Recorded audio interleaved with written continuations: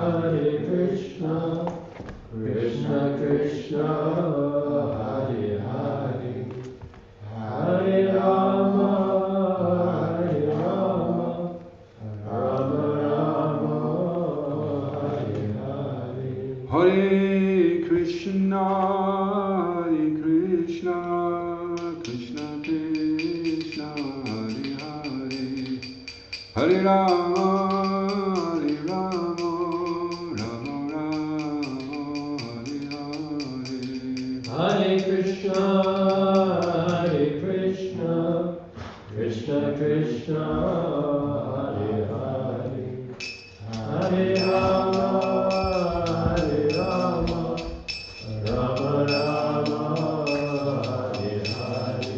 Hare Krishna, Hare Krishna, Krishna Krishna, Hare Hare, Hare Rama, Hare Rama, Rama Rama, Hare Hare. Hare Krishna, Hare Krishna, Krishna Krishna, Hare Hare, Hare Rama, Hare Rama, Rama Rama, Hare Hare. Jaya Gurudeva, Gurudeva, Gurudeva, Gurudeva. Jaya Gurudeva, Jaya Gurudeva, Gurudeva, Jaya Gurudeva.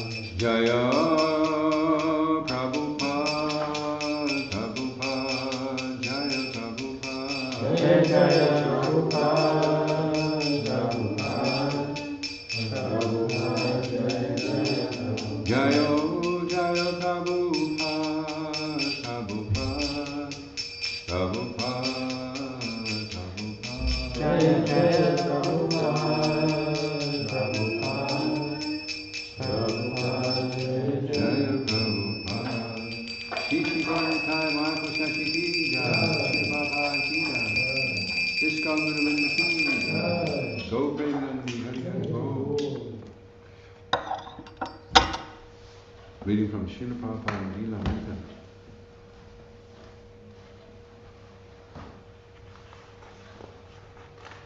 Jai Srila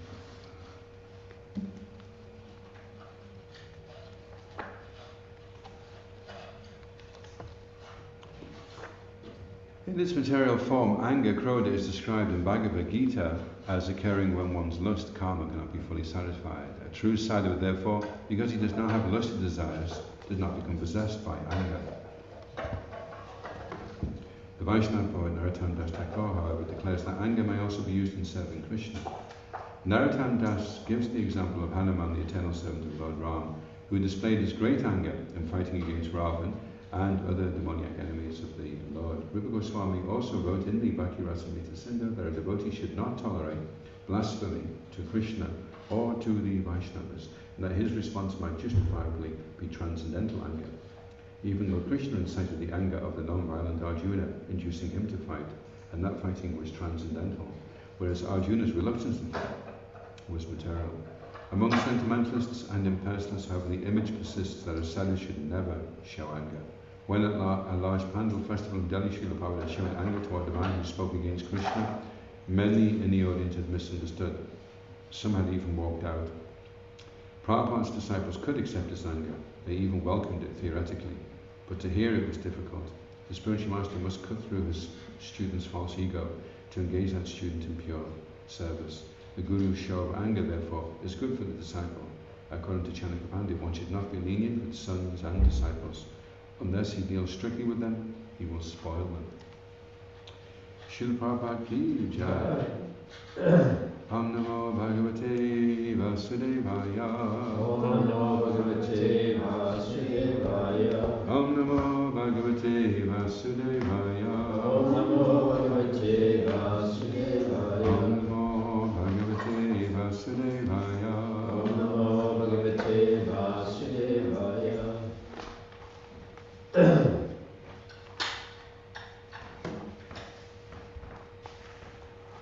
So this is Srimad Bhagavatam, Canto 5. and it's the chapter entitled The Character of Bharat Maharaj, and it's text 18, isn't it? It's not showing on the thing. I think you said that. Okay, I'll read through a few actually for the first show. So this is text 18. Api cha na vrikshas salavriko niyamato va naika chara eka charo va bhakta shayita. And the translation is, I do not know whether the deer might have been eaten by a wolf or a dog, or by the boars that flock together, or the tiger who travels alone. We have done the word. Okay, so text 19.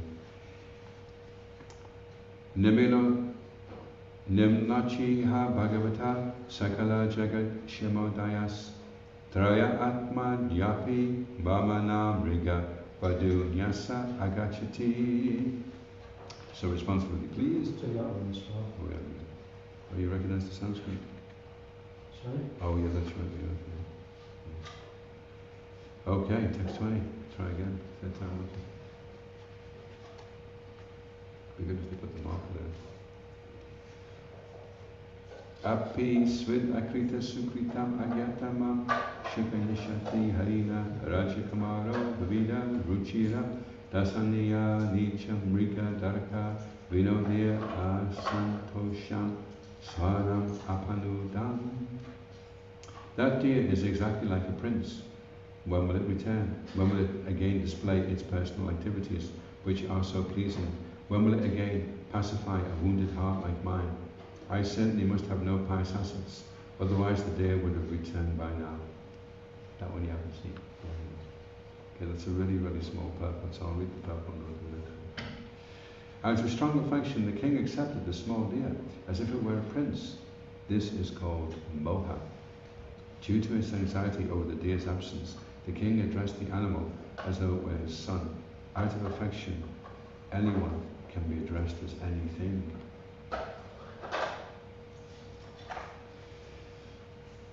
Text 21 of this one. Oh, alas, the small deer, while playing with me and seeing me feigning meditation with closed eyes, would circumambulate me due to anger arising from love, and it would fearfully touch me with the points of its soft horns, which felt like drops of water. Bambi. Now King Bharat considers his meditation false. While engaged in meditation, he was actually thinking of his deer, and he would feel great pleasure when the animal pricked him with the points of its horns. Feigning meditation, the king would actually think of the animal, and this was but a sign of his downfall.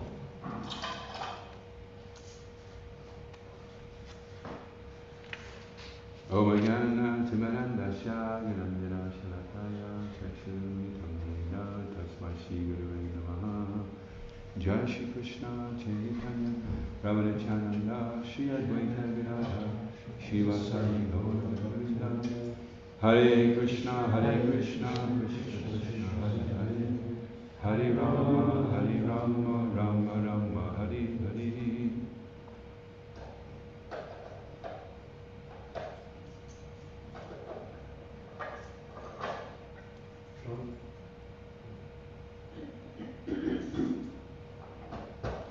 So, Shishikoni Tai Mata Shashiki. So we see actually that Maharaj Bharat was very attached to his deer, and he refers to his meditation as being false because he was just thinking of the deer rather than he was going through the motions. So we see in society even more now. I mean, then that would have been considered a little unusual, I would have thought. But in these times, then people are very attached to their pets. And sometimes people even look like their pets. You notice that? A particular type of dog. And it looks just like them, you know. And maybe that's why they're attracted to the dog in the first place, or maybe they just start looking like the dog after a while. So that's what attachment does. And then Prabhupada's saying how by becoming attached, then moha, he started seeing the deer as a prince, and out of affection, anyone can be addressed as anything. So that people will interpret how they like, because they have so much affection, and then that will distort their perception of reality. And so that's going on, especially now. They have astrologers for dogs, so you can get your dog's chart done, find out what it. And there's not a lot really going to happen, is there, other than you'll meet a female dog today, or you'll have a bigger bowl of food than normal. Not much going on really, is there? If you're an alpaca, you get your chart done. You'll be eating grass, quite a lot of grass for the next coming few months. Maybe an odd dandelion if you're lucky. Anyway, so we see, so what we're seeing here in the Bhagavatam is showing us how by being attached to the wrong thing, how it distorts everything else, and then the priorities start to change because of attachment. Those things which matter most. They say those things which matter most should never be at the mercy of those things which matter least. So you'd have to look at that. You could get your list of priorities and decide what matters most in my life, or what matters most in most people's lives. Well, maybe in most people's lives is different than devotees. What matters most in a devotee's life? What do you think? The instruction of the spiritual masters. Yeah, of all the instructions we get, because we get a law, what would be the most important one? Always remember Krishna and never forget him. Yeah, that's a kind of all-encompassing one. And then within that, chanting Hare Krishna. But when we talk about chanting Hare Krishna, there's different types of chanting actually. There's chanting on your own, and there's chanting in the association of devotees. So anyway, we'll come back to that one. What matters least for a devotee? What is it that matters least, or shouldn't matter least for a devotee?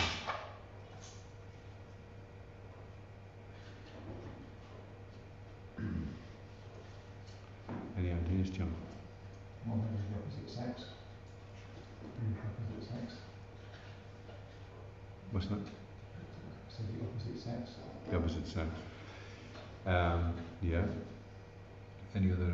What matters least for a devotee? Material comforts. Material comforts. Any other things? What's the thing that should matter least to us?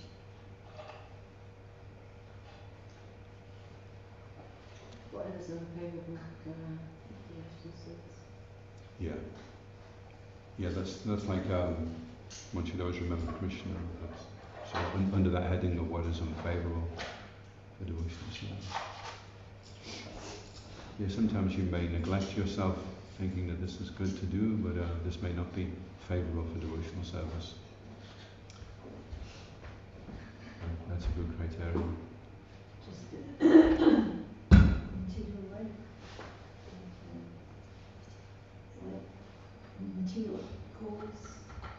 Material goals, yeah. Like what? Making lots of money. Making lots of money. Become famous, holding for money and achievements. Money and fame. Wealth and women. Many a stalwart has fallen to wealth and women on the Bhakti Marg. Did you know that? It's a famous word, isn't it? It's in Prabhupada's books, isn't it? Many a stalwart has fallen to women and wealth. Like John is saying. John mentioned women's stream, isn't it? Stream is expanding the material field. expand the material field. So if you have a woman and you need money, this sort of thing, generally, because they're very advanced, I'm not bothered about having socks and holes in. So yet, so just on the, so we all accept that, we want to do things which are favourable, and we don't want them to be the messy of things which are least important. So if we consider chanting is one of the most important, it's the one thing we do vow to do actually. We vow not to do 4 things, but the only thing we vow to do is one thing. And that's 16 rounds of Hare Krishna. Not 16 rounds, 16 good rounds of Hare Krishna.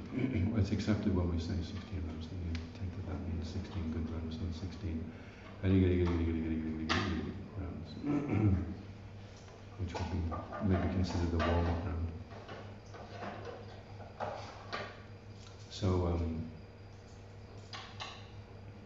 So chanting in the association of devotees is considered more important than chanting outside the association of devotees. So why would that be, do you think? What would be the problem with chanting on your own?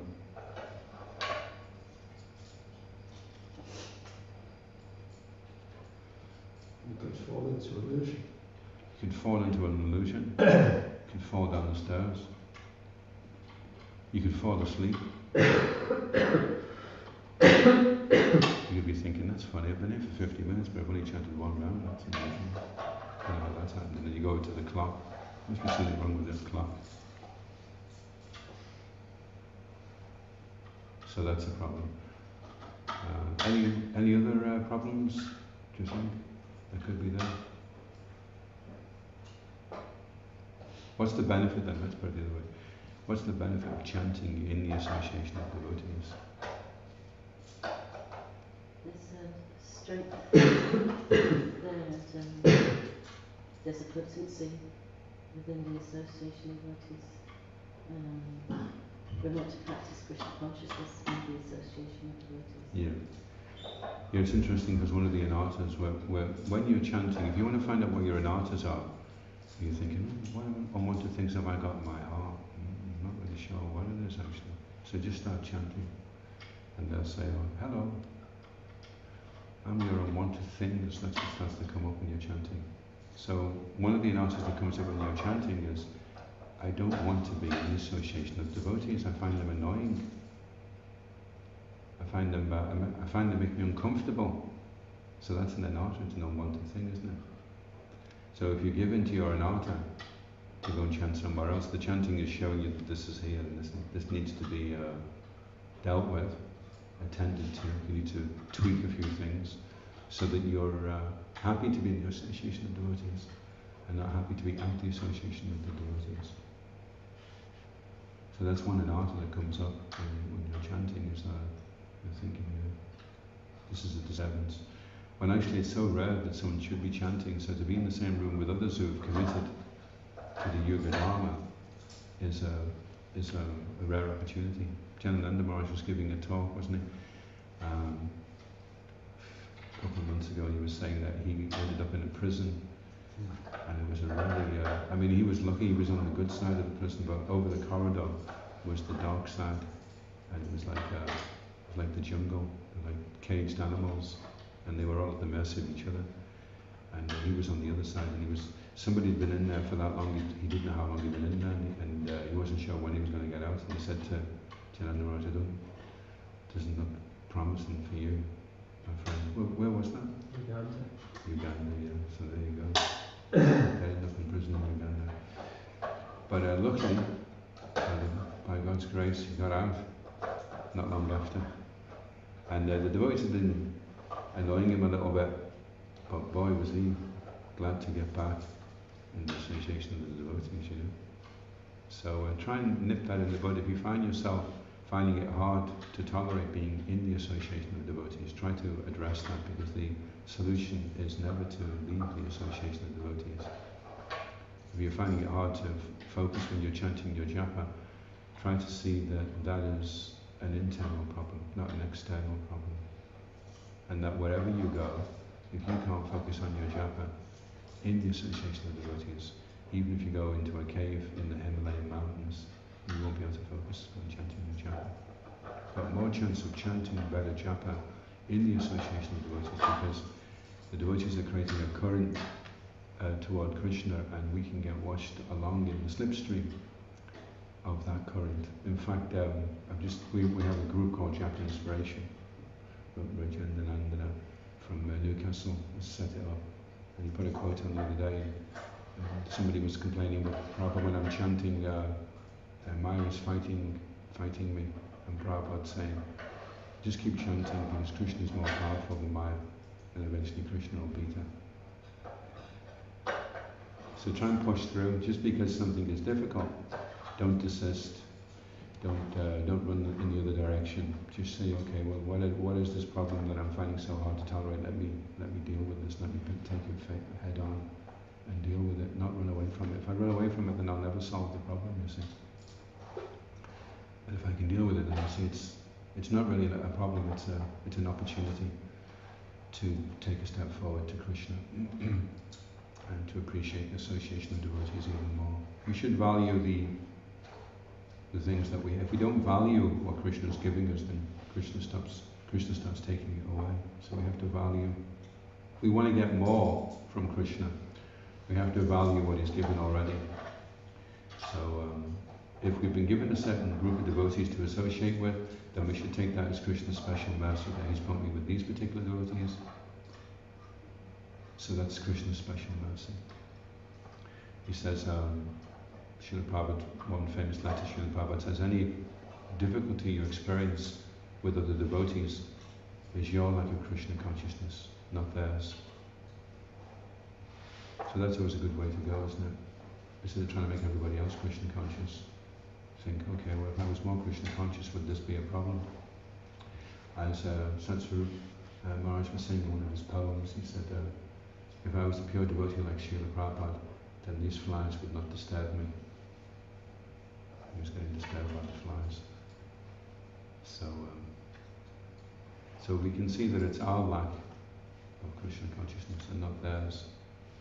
Even if it is their lack of Krishna consciousness, it's not really going to work for us to try and make them how we want for us. Better that we just change how we are to them. That we can do vision music. You've seen the example in the Chaitanya Charitamrita how devotees would get into trouble or they'd lose, somehow they'd lose favour of Lord Chaitanya. But together they would petition Lord Chaitanya to give them his mercy. So even the devotee was struggling on their own, caught up in the situation or whatever, then the devotees would come forward to assist. And like that, it's also maybe a devotee might be too young to be able to know what to do in order to be the change they want to see, or to be to lift themselves up to the next. So again, the association of devotees is necessary because Prabhupada says, you know, if you think you can advance in Krishna consciousness without the association of devotees, then you're in hallucination. But the converse is true also. If we think someone else can uplift without the association of devotees, then we're in illusion. So there's a need. Yeah. So well, for younger devotees, then they may see that they are more kind of vulnerable, more dependent than devotees that have matured, you know. And we could see with older devotees, they could go off and just chant a lot, and they'd be okay, you know, to do that. But generally, even they choose to be in the association of like-minded devotees when they're doing increased sadhana. But for younger devotees, then they are very dependent, and that's the problem. That weakness is that they want to be independent when they're very dependent, and they don't recognize that. So that could also be there as well.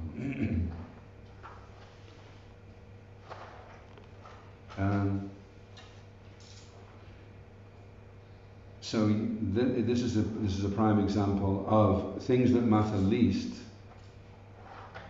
Things that matter most being at the mercy of things that matter least, because it didn't really amount to very much. Whatever that day was going to go through was going to be its karma, and Maharaj had become entangled in a whole sense of responsibility to look after this deer, and thinking he was a prince, and thinking he was his mother had a meeting with him about looking after the deer, and all these other distortions of the truth had started to creep in. And then what was the most important thing is now considered false by Maharaj Bharat. So that's how Maya likes to sometimes discourage or distract us, is to say, well, really you're false, you're a false devotee, you never really did want to please Krishna in the first place. So this is how the material energy works, and then you start thinking, yeah, you're right, actually I'm just a false devotee. I'm feigning chanting Hare Krishna. I'm not really chanting at all. You see how it works, see how the pattern. So it's nice to see that, to recognize it, because this is how Maya will try to tackle us, try to get us to put our weapon down. Because you could also think, well, why is she so keen for me to put this weapon down if it's useless anyway? The fact that she's so keen for me to put the weapon down means maybe the weapon's a bit more powerful than she's making out. We can take it like that as well. Any questions or comments? As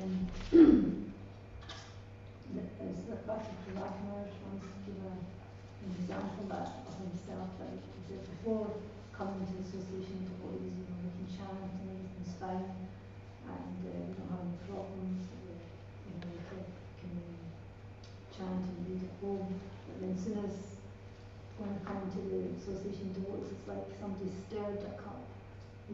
Previously it was like sand at the bottom, water on the top. But when you come into the association with devotees, it's like somebody's put a rod in it and stirred it, so everything starts to flare up, and the impurities in our heart starts to come out, because that's the process of purification. Because then we start to, because the fire on the butter is there, and the impurities on the butter come out. So that's the process. It's part of the process of purification that we get free from anarthas, and we start seeing where we're actually at. So when the devotees are pointing things out to us, then that's to help us get free from these impurities, and it's to point them out so that we can see them. Otherwise we can't see those impurities. So what's a good way? Did everyone catch that yet? What's a good way to be proactive in taking feedback?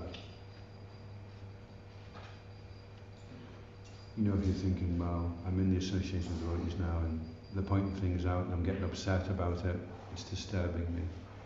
What can I do to better take this prodding from the devotees? See it as Krishna's directing through the devotees. Because Krishna's not going to come and tell us directly, so he's going through the devotees to tell us how to improve, how to become a better devotee. Yeah, I don't know if anyone else has experienced this. I'll ask everyone else as well, and also everyone can add something, but I don't know if anyone's experienced this, but since I've been trying to do this new service that I'm doing, I'm trying to do anyway, what I'm noticing is when I see something that's wrong, and I think that's because this devotee's done this, and I start thinking bad about that devotee, I always end up banging my head or injuring myself in some way. So when I see it now, I'm thinking, okay, very nice devotee. He's tried very hard, and I'm trying to find excuses for why something is the way it is. Maybe he forgot, maybe he got distracted, maybe there was something else, maybe they didn't get enough sleep, maybe he's tired, maybe whatever, different ways. So I'm doing that just because I don't want to get So that's another way we can be more productive in the association of devotees and not become slowed down by these little pitfalls that can be there. Any other contribution? Well, if we find some aspects of the interaction with a particular devotee very difficult because of our anatas, then in another aspect we can just like do some service for that devotee. Yeah, yeah. So that the relationship remains like positive. Do you know they say what is the greatest present you can give somebody? Peace of mind. Peace of mind. Any other? What's the greatest present you can give somebody? Love. Love. Your time. Your time. The greatest gift. It mentions, Rupa Goswami mentions it, but he doesn't put it in such a, in the 6 exchanges, but he doesn't put it in such a dramatic way. There is quite a dramatic way you can put it. Are you ready for this, John? It may knock you off your cushion. What's the most precious thing you can give somebody? I mean, it is your love, your time, Krishna. Krishna. It's very similar to present, actually. I don't know if the words are connected in any way. But the most valuable thing you can give somebody is your presence. You can be there with them. It's the foundation of empathy. You don't judge them. You don't analyze them. You don't try to fix it for them. You don't blame yourself. You don't blame them. You just be present and sense what the needs and feelings of the person are that he's trying to express. He may be expressing it in a very distorted way, maybe using some very volatile expletives as well. You have to kind of push beyond that superficial periphery and think, okay, it's obviously hurting. What is it that he needs? What is it that what is he feeling right now? So that's a big deposit in the emotional bank account in terms of relationships, is when people think that you are present and you've understood them. When a person feels understood, that can solve the problem in itself, actually. Just having someone, just like the man who was on a train and he said to his wife, "This train is going so slow." So his wife didn't know what to say, you know. What do you say to that? So she said, "Well, they're all electronically synchronized, darling." And so he said again, "This train is going so slow." And then she didn't know what to say. And then he said it again. He said, "This is the slowest train I've ever been on." And she said, "Well, do you want me to get out and push it?"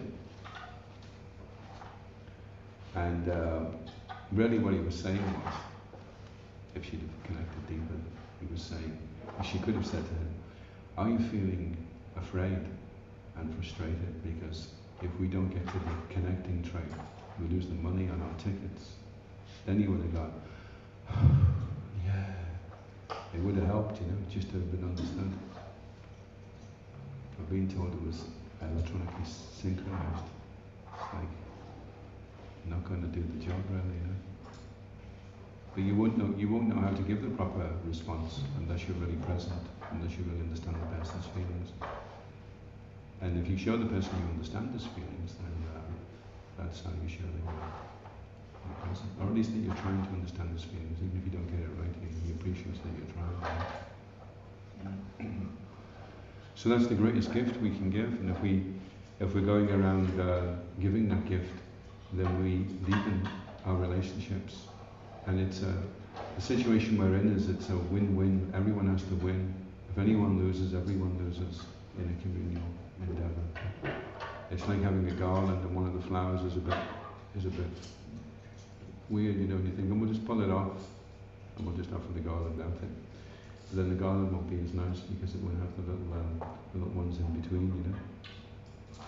So ISKCON is a garland and the devotees are the flowers, and some of them are just little flowers and some of them are big flowers.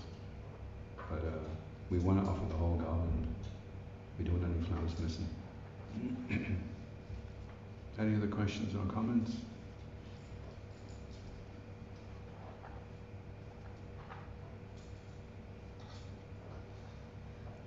So it's kind of showing us, Bhagavatam showing us, okay, look, this is the Bhakti Marg, these are great devotees, this is how you do it, and this is what can go wrong, so watch out for this. So we should have takeaways. When we go away, we should have a takeaway. What's your takeaway from this?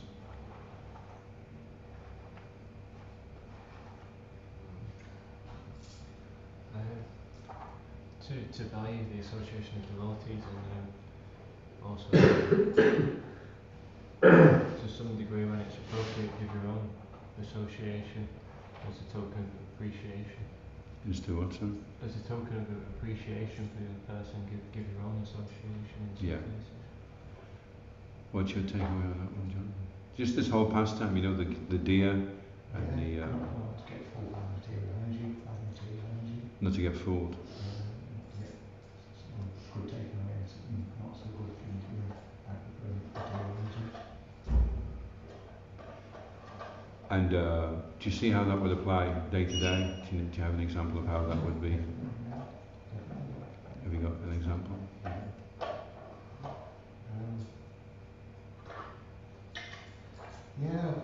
So there's these packets of cookies that have appeared in the prasadam hall.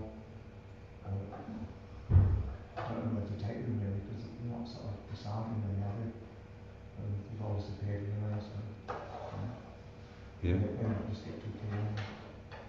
They're not sort of cooking for fuss because they don't know to do it. Interesting. That's very honest. What do you take away? What's your takeaway on this one, Kevin? In the whole pastime is the importance of like regular meditation on not being the body.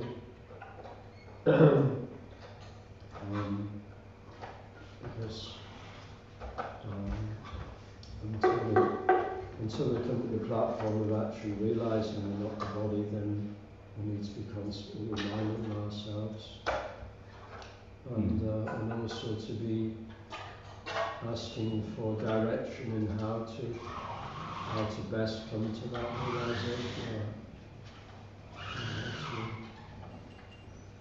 strengthen our understanding that we're not the body, and that other living entities are not their bodies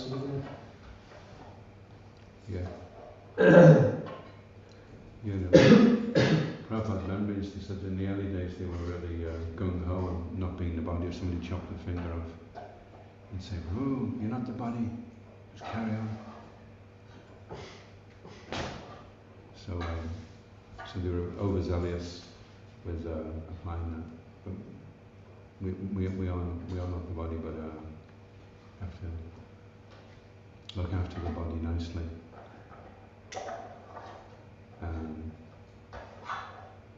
Because if it's a balance, if you've been given an instrument, whether it's a car or a body, and you look after it nicely, then automatically the person who's given you the vehicle will be inclined to want to give you an upgrade. And if the facility is abused, then the next time you may not get a car, you may just get a bike or a sticking hoop. Because the person's thinking, well, you didn't look after that one, so that's the way. So we can look after the body without being attached to the body. Just like you can look after the car and keep it nice and clean, and just be grateful that you were given the car, and try to maintain it to the best. When you see a little bit of rust, and you try to deal with it, or anything, you just keep an eye on everything. And the person who's entrusted you with the car will think, okay, this person values facility, so let me give them some more facility. So the facility is increased or reduced by how you treat it, how you look after it nicely, keep it healthy, well rested. We have a lot of me time. ISKCON, actually, although we're supposed to be selfless, we're supposed to be realizing we're not the body and giving up all our own consideration, we have a lot more me time than than some of the biggest sense enjoyers and, you know, wealthy tycoons. It's not very often they really sit down and think about themselves, you know. They're rushing around making money or flying places and trying to do stuff. But how much time do they sit there and just ponder what is the meaning of my existence? How can I improve as a person? How can I nourish myself? How can I be enthusiastic and inspired? They completely neglect it. They don't even have a facility really for pursuing those types of endeavours. And where we get up in the morning, I mean, if you get up at 3, you're not doing anything really until, well, breakfast is at 8:30. So it's practically a third of the day, practically, a whole chunk, where it's just you reading and saying prayers and chanting and singing and thinking positive things. And so that's a lot of time spent on ourselves. What would your takeaway be from the Maharaj pastime of the deer? Just that point being present for us. I was thinking, it was mentioned in the class, I listened to him before, the question was, he joined an ashram. So an ashram usually means there is association there, but he's in a situation where he's on his own, so what happens,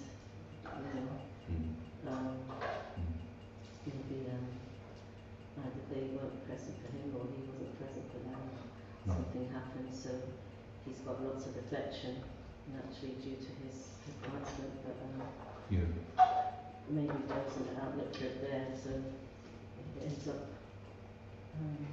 in what I do. So,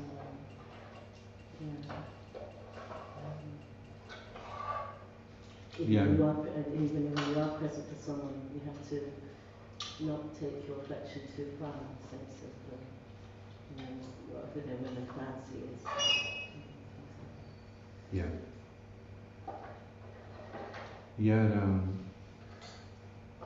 So it's like a trade. It's like he's traded in one type of.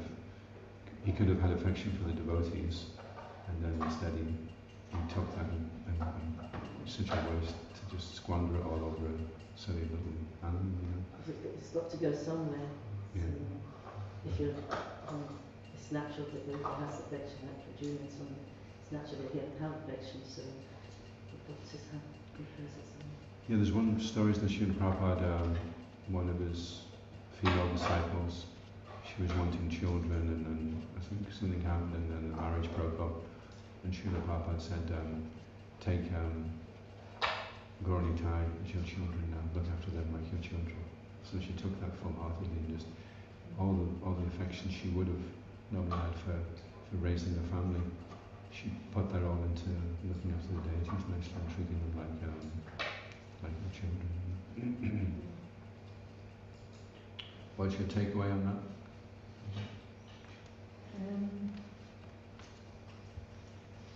Just it's an art to stay in the association of devotees. Yeah.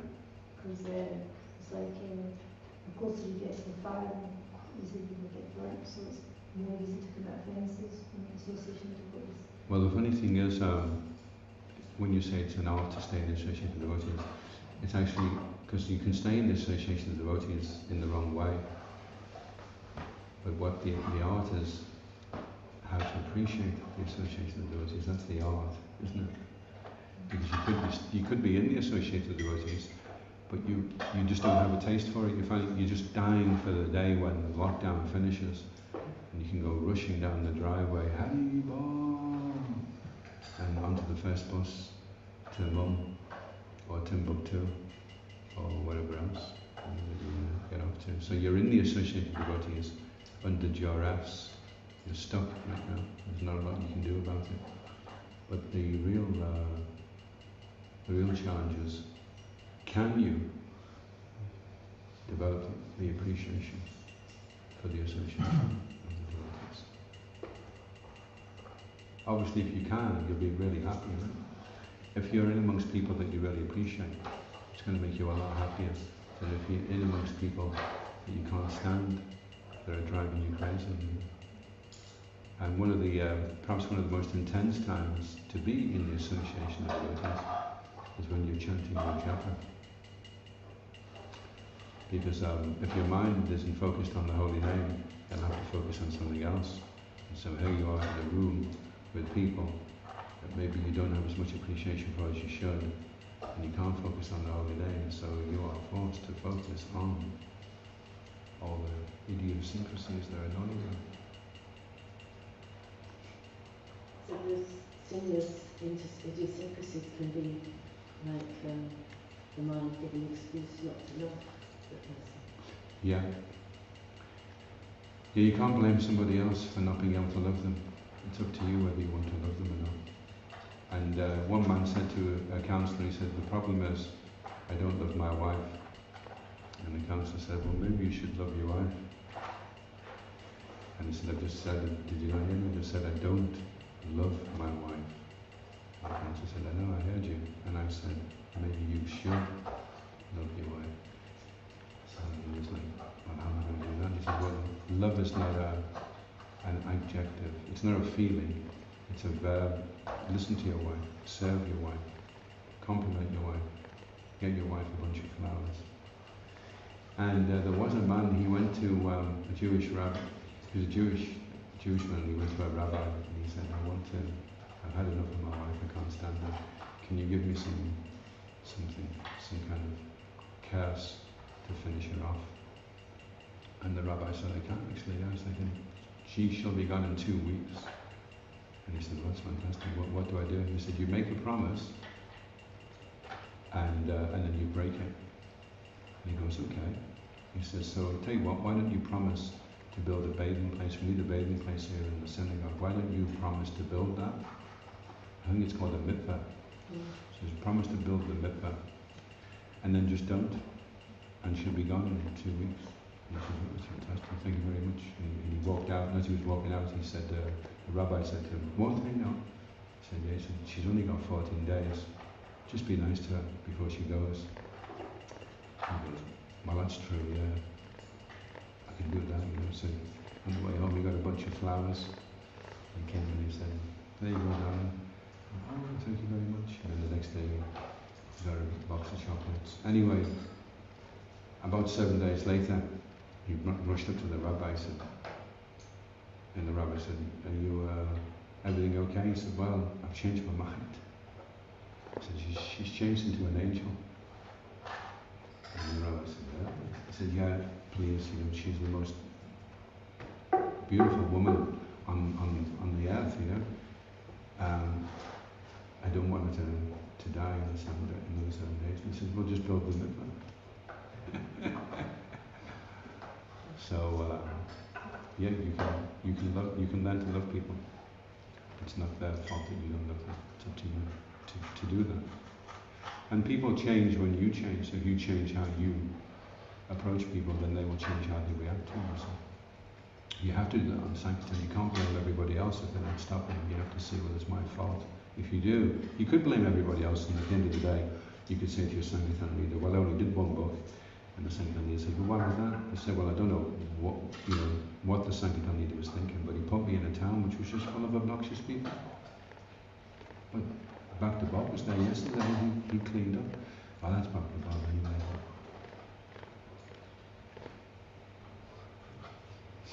No, you'd be thinking after an hour, I've only done one book, oh my God, it must be me.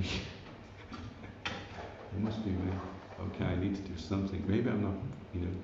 I was doing a Sankirtan one day on Oxford Street in London, and I saw this guy who he looked really miserable. Had like a kind of grey face and sunken cheeks. I thought, the poor guy, you know. And then he was like making fun of me because every time I moved one way, he was like moving that way as well, you know. I thought, oh, this guy's a bit of a joke, you know. So I went over to see what his problem was. And as I went over and the people parted, it was outside Devon's, they had this like kind of glass side of the window which was like a mirror, and then I realised it was my reflection. So then I realised why nobody had been stopping for me. Oh, okay, maybe I should try cheering up. So I did it, I cheered up, I had a smile on my face. I spoke a little bit louder, and lo and behold, suddenly all these nice people started coming out from the sky. You know. They must have had them in a room, and they said, okay, it's changed now. Everyone, all the good guys come out. Can bring down the room. But Sankirtan's really good for that. You're forced to take the blame for how people are reacting to you, and you can do that. You can treat people nicer, and that's the challenge, isn't it? Can you learn to love? Can you develop pure love? Because pure love means you love everybody. You know, Srila Prabhupada loved everybody. Everybody felt that Prabhupada loved them.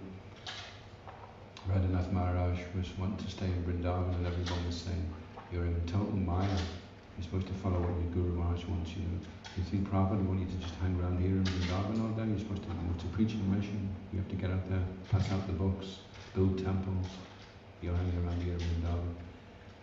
He was stubborn, he didn't want to leave, so he was staying in Vrindavan. Finally Prabhupada came to Vrindavan, and he saw Prabhupada paid his obeisance. Prabhupada was smiling, looking down at me, if I'm going to get it now. And Prabhupada says to him, so, you like Vrindavan? Radhanath Maharaj says, I do, very much. And Srila Prabhupada says, Vrindavan is such a wonderful place. And as soon as he said that, Radhanath Maharaj, Siberia, Glasgow, you send me anywhere, I will go. Because he realized Prabhupada loved him, you know. Prabhupada understood him, he acknowledged his feelings, he appreciated them, and that was it, that stole his heart. And then I was like, okay, what do you want me to do? I didn't fight him, you know, trying, you must do this, you're a nonsense. If you insult people, then they will spend all their energy to defend themselves instead of reacting compassionately. So when you're trying to help somebody and you're trying to increase your flair for association, then don't insult or criticize or judge people. Just try to, like Srila Prabhupada was so perfect at non-violent communication. Just acknowledge this is the person's feelings, this is his needs, right? Okay, maybe coming out in the wrong way, but that's what it is, so just accept it. Appreciate it. Yes, but if one, because otherwise one might find oneself alone in the association with others if one kind of, point of thinking all the time. Yeah. And if one, or if one finds oneself in that situation, then just to connect with people that they can, may not be able to connect with everybody, but to make some endeavour and Krishna reciprocate so that they have the association they need to uplift. Yeah, it may help. Sometimes you may be reading Srila Prabhupada's book saying we should do this and we should do that, but it may also help to find ways of bridging the gap, to find skills and methods and techniques which will help you to do that. We all know we have to come to the point of learning to love each other and appreciate and serve each other, we know that. And if we're struggling how to do it, then and the association, that's the wonderful thing. I mean, we have such a resource here. We have, I don't know how many devotees there are now on the planet, and they're online, and there's so many amazing things you can listen to, you know, which shed light on different aspects of devotional service. We have much more information now as well, so many more books. We have books explaining books that are explaining other books. It's like peeling through the layers and seeing, well, this we know this pastime took place, but actually this was going on behind that pastime, and that's why these particular personalities had to take birth in this type of situation. So it's a lot deeper now, our grasp and our knowledge. And as we go on, as ISKCON becomes more and more established, and the education facility becomes more and more increased, then it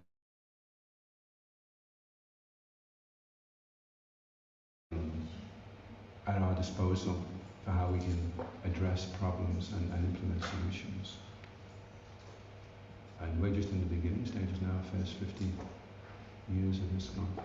As we go on, it will become more and more established, more and more fuller. We'll have more and more books available as well of pastimes and understanding. Yeah. Of course, the backbone is Srila Prabhupada's books. But these books help us to appreciate even more Srila Prabhupada's books, as they should do. That's the healthy outcome of. And it should never be that we neglect studying Srila Prabhupada's books. We have other books which are supplementary, but still the diet is Srila Prabhupada's books. That's the main.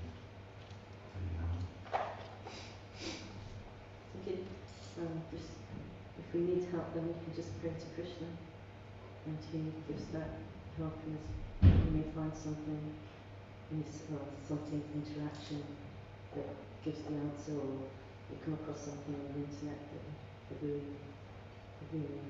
motivates or something. Just look it up, and Krishna reveals the answer there, or just open the book. And also sometimes Krishna, we maybe look back in retrospect and realize Krishna was actually helping us all the time. We just were not able to appreciate that. So that's why, Krishna is very, very patient. He's asking us to be a little bit patient as well. But mainly it's us that are holding things up because we're too dull really. There's a nice book, Nectar of Bhakti Krishna, I think it's called, and there's a really nice passage by Gauri Devidasi, and she's saying, actually Krishna is trying to interact with us in so many ways. He wants to play with us, he wants to have a relationship with us. She said, but we're so dull, we're so beaten down by the material energy, we're not able to appreciate it, we're not aware of it. So it helps us to do that, to try and appreciate that. ISKCON Govinda ki Jai, Srila Prabhupada ki Jai, Gaur Premanandi Gaur Bhaktivinoda ki Jai, Shri Jai.